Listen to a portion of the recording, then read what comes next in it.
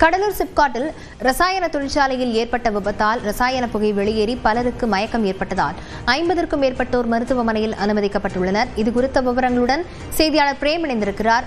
Frame, எப்படி இந்த ரசாயன கழிவு ஏற்பட்டிருக்கிறது? தொழிலாளர்கள் எல்லாரும் பாதுகாப்பாக வெளியேற்றப்பட்டிருக்கிறார்களா?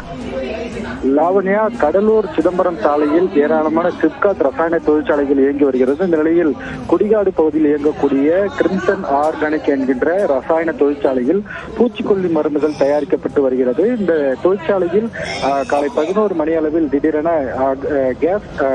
கேஸ்கட் வெடித்து அதிக அளவில் புகைமூட்டம் என்பது சூழ்ந்திருக்கிறது. அதிக அளவில் கேஸும் பரவியதால் அருகாமையில் இருக்கக்கூடிய குடிகாடு கிராமத்தில் உள்ள ஏராளமான குழந்தைகள் முதல் முதியவர்கள் வரை ஏராளமானோர் கண்ணெரிச்சல் மற்றும் இருமல் ஏற்பட்டு மயக்கமடைந்திருக்கிறார்கள். உடனடியாக கிராம மக்கள் அங்கிருக்கக்கூடிய இளைஞர்கள் கம்பெனியை முற்றுகையிட்டு போராட்டத்தில் ஈடுபட்டனர். அப்போது போலீசார் குவிக்கப்பட்டு அவர்கள் தடுத்து நிறுத்தப்பட்ட நிலையில் போலீசாரின் கட்டுப்பாட்டை மீறி அவர்கள் தொழிற்சாலை உள்ளே சென்று தொழிற்சாலை இருக்கக்கூடிய முகப்பு அலுவலகத்தை கண்ணாடிகளை அடித்து நொறுக்கினர். பின்னர் போலீசார் அதை கட்டுப்பட்டு கொண்டு வந்து சுமார் 10க்கும் மேற்பட்ட ஆம்புலன்ஸ்கள் மூலம் கண்ணெரிச்சல் மற்றும் மயக்கமடைந்த கிராம மக்களை கடலூர் மாவட்ட அரசு தலைமை மருத்துவமனையில் சேர்த்தனர்.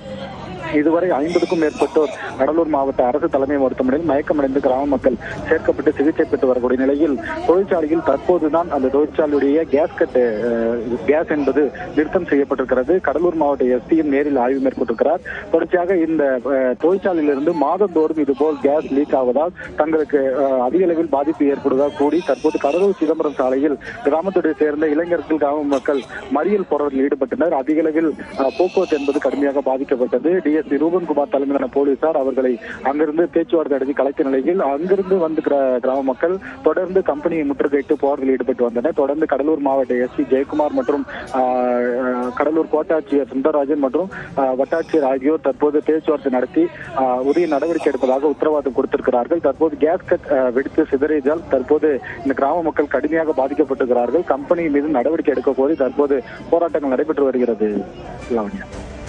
விவரங்களுக்கு நன்றி பிரேம்.